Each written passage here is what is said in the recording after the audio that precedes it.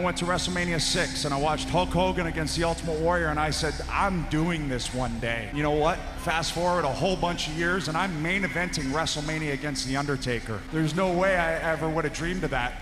There's no way if you told me when I was 11 years old that I would win more championships than anyone in the history of this company, no way I would have believed you. I started in the WWE when I was 23. I mean, I've been doing this for 19 years. 14 of them with the WWE. My first match was May 10th, 1996 in Hamilton's Copps Coliseum. I was 23 years old, and I feel like I've grown up in front of all of you. I feel like I've made a whole lot of mistakes in front of you. I've learned from them, and I've become a man in front of you. And I would hope that through it all, I've earned the respect of everyone in that locker room. And I hope that I've earned all of your respect. I broke my neck. I had spinal fusion surgery, which means they move your throat over, they put a plate in there and screws. But because of that surgery, I knew that I was wrestling on borrowed time from that point on. So fast forward to the WWE wanted me to go get more tests. And thankfully I did, because the MRIs showed that I have to retire. I mean, trust me, it's not my choice. The doctors have told me that I got no choice. And you see, I was angry. I was angry at myself. I was angry at my body because I felt like there's a lot of people in this company that depend on me, and I felt like I was letting them down. I felt like I was letting you guys down. I was upset too because I didn't feel like I was ending this on my terms. Man, all I do is read, write. I'm always creating in my mind. You know, I read 72 books last year. All I do is think of stories, how they can play out, characters, layers, what drives a character to do this, what drives a character to react that way. When I watch a show, okay, why did that actor make that decision? Why would the script read this way? Those are the questions that are constantly going on in my brain. That's how I try and peel back and dissect things.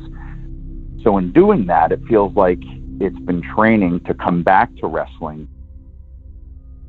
9 years ago, I was medically disqualified from ever doing this again. But I refuse to live in a world of what ifs. The second I ask what if, the very next second I get to work making that what if disappear. You know, and over the years, I started to feel pretty good. And I asked myself, what if? What if I came back home? So I got to work. I got a second neck surgery, and then I busted my ass. I got in the best shape of my life at 46 years old so I could step back in here and end my career on my terms. I know I'm a little older. I know I'm a little bit grayer, but it's the roadmap that got me here. And I have one thing that you can't fabricate, you can't fake, you can't force down someone's throat and tell them that you have unless you have it. And the way you know is you look someone dead in the eye.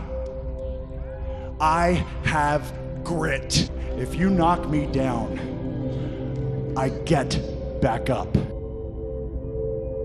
You know that I have a plan, and I want to continue what I'm doing now. And to me, that is trying to tell really compelling stories. And that's what I want to do.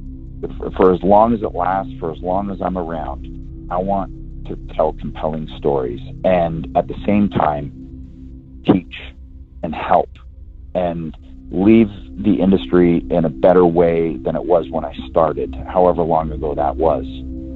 I'd also like people at the end of whenever this run is to go, shit, I think he might have been better this time. That's my challenge. I'm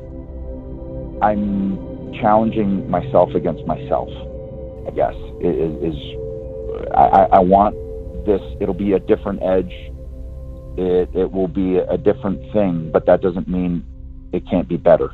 And that is really the challenge that I've kind of put in front of myself to try and do, that whenever this is all done, that people may look at it and go, well, damn, he just told better stories than he did before.